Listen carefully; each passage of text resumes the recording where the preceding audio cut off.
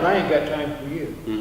And before I blew the blanket this way, you know, and there's nobody under the blanket.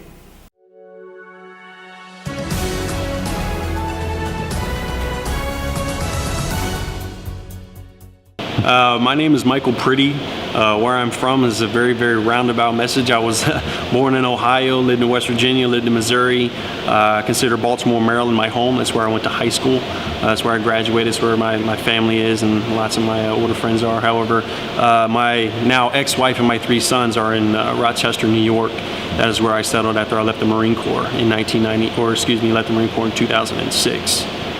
How we got here started for me, January 2003, deployed to Kuwait for the impending invasion of Iraq. Bumped across the border March 19th, and life was never the same for me after that. We came home from that deployment after seeing very heavy combat, and post-traumatic stress was first brought up to us in a questionnaire before we came home. Very informal, very, you know, ridiculous, and you know, we just didn't pay any attention to it. I came home.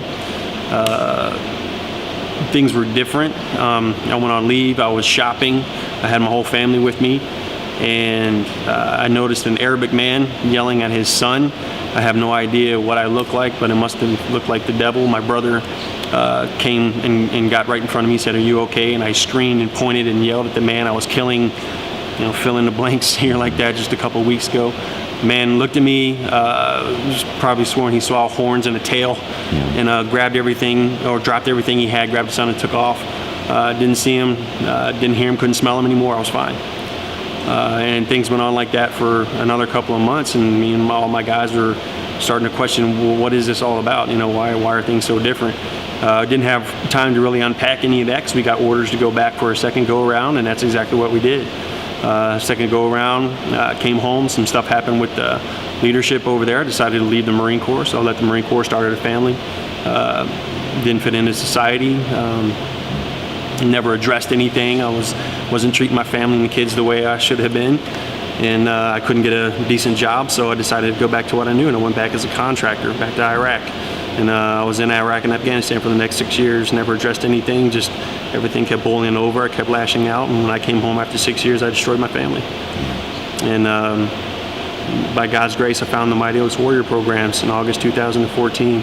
Saved my life, changed my life. I wasn't able to save my marriage, but through that program, putting everything into practice, what they taught me, I have been able to rebuild the relationship with my kids, even though they're 3,000 miles away. But when I graduated from that program, I made sure that every last breath that I take was going to be trying to help those veterans who were struggling like I did, and let them know they don't have to anymore.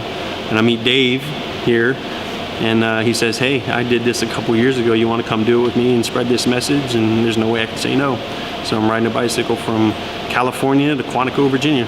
Yeah, tell me about the trip. Well, first talk a little bit more about like Mighty Oaks as an organization. Mighty Oaks is a faith-based treatment program for post-traumatic stress. The fact that it's faith-based would lead you to believe that there is something else to it, but there isn't. It's just aligning your life to what the biblical blueprint of manhood is, what you were always supposed to be in a relationship with God, and by doing that, you take back control of your life. And I've seen it change men's lives. I've seen it save marriages. I've seen men who had absolutely nothing to live for and wanted to die have a brand new purpose and a zeal for life. Yeah. And so talk a little bit about your trip. Like, is this is a yearly thing that the... No. Oh no. No, this is a one-of for me. Well, yeah. But is this the first time that Mighty Oaks has done this? Well, it's not Mighty Oaks necessarily that's doing it. I represent Mighty Oaks and I represent the Eternity Challenge, and they have given me the blessing to share this message from coast to coast, and hopefully to raise money to keep the program going, because it doesn't cost a veteran a cent. to go to the Mighty Oaks program. It doesn't matter where you are. We'll fly you in, take care of you for a week, make sure you get back home. If you need some extra care, if you get back home, if you need help to get into a rehab or something like that, Mighty Oaks is going to do that. But when we send you back home, we want to make sure that you're tapped into a church, you're tapped into a Mighty Oaks outpost, so all the great decisions that you make when you're going through that program are reinforced when you go back home. So tell me about some of the reception you guys have had coming across the country so far. People have been welcoming us with open arms. One of our first stops was a place called Ely, Nevada, and spoke at a church that actually wasn't one church; it was 4 churches that came together and invited us, and they welcomed us in. And I told my story, and there's a couple veterans there who'd been struggling, and they're signed up to go to the program now. And as we were leaving, they brought us together and prayed for us and prayed over us. It's just very, very humbling. People care about their veterans and people care about what's going on, but people don't know that 22 veterans are killing themselves every day. People don't know that 80% of combat vets experience divorce. People don't know that. And if they did, I think they'd be a lot more up in arms than they are now. So how, cycling through, how has Kansas been to you guys so far? Foggy, wet, and not very fun thus far. Dead end of the wind, but it's part of the journey. It's not going to be easy. If it was easy, everybody would do it. Well, the wind's relatively calm the last few days too. You guys haven't even had the worst of it. If that's what you guys call calm, then I hate to see the other part. Yeah, it's under 50 mile an hour, so that's good. Yeah, exactly. What are your plans going forward? What's the next few days look like for you guys? The next few days is going to be more of the same. We've gotten some good information to avoid a certain route. The road's not very friendly for cyclists, so we're going to find another way to get to that. But the message is the same, and we're going to stop at every place we can and share that message with any and everybody that wants to or needs to hear it. Mm-hmm. And so what are you guys doing in Garden today? Looking at it.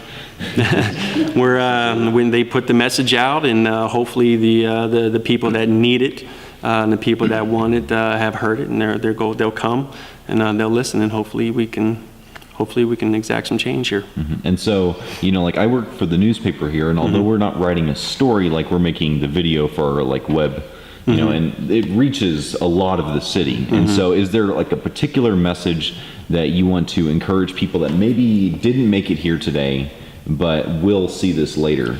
Well, I can only speak from my own experience, and having done this for just under 2 years, a lot of the feelings are the same. When I was at my lowest, I felt alone. When you leave the military and you get back into society, you don't have that camaraderie, that brotherhood like you do with the men that you go into combat with, or the men that you work with and train with every day.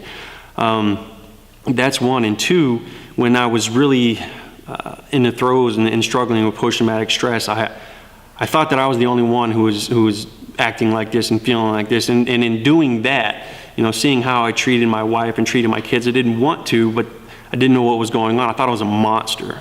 So the message I want everyone out there who is struggling to know is, one, you're not alone. You have brothers around you. You have brothers who are just a phone call away at any given time.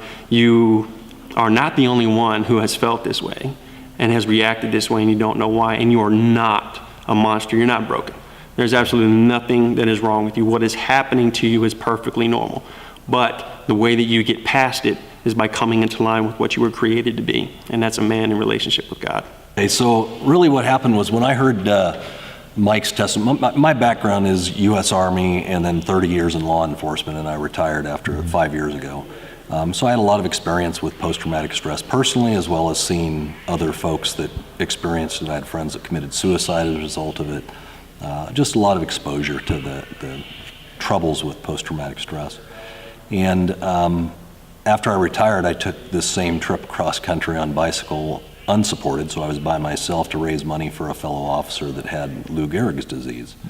After completing that, I didn't think I'd ever do it again.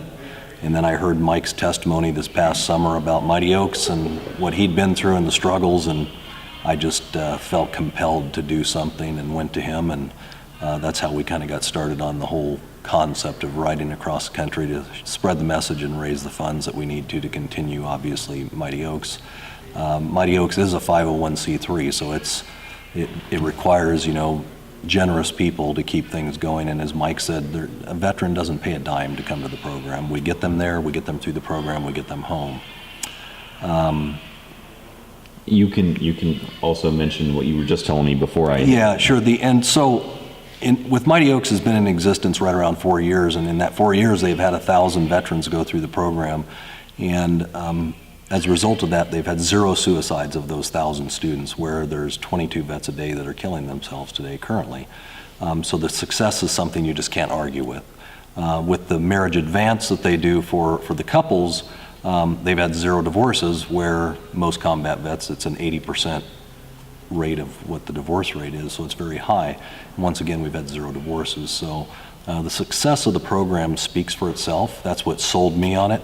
I went through the program in February of this year myself, saw that instance when a vet got it, when somebody got the message and they totally understood what that meant, because it's just in essence, it's a resetting of the moral compass almost, if you will. It's just a resetting of their compass and getting them going in the right direction that then allows them a different way of managing the issues associated with post-traumatic stress.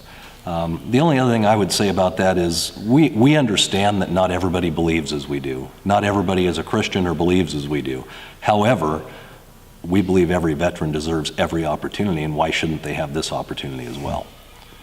So that's why we ask people to kind of join us in this endeavor. Has just the actual cycling been easier, difficult, than you thought previously? Or? Yeah, I mean, in 2012, it was a lot more challenging for me than it is today. I was like Mike back then. I had just taken up cycling when I decided to do that. I've been cycling for the past 5 years now, and plus I'm not carrying everything on my bike this time because we have a support vehicle. So it's challenging. Don't get me wrong. It's challenging day in, day out, grinding on your body. And I'm 56 now, so I'm not a young guy anymore. But it's worth it, because the agony and the sacrifice that I've made is nothing compared to what these folks have made for us in the name of freedom.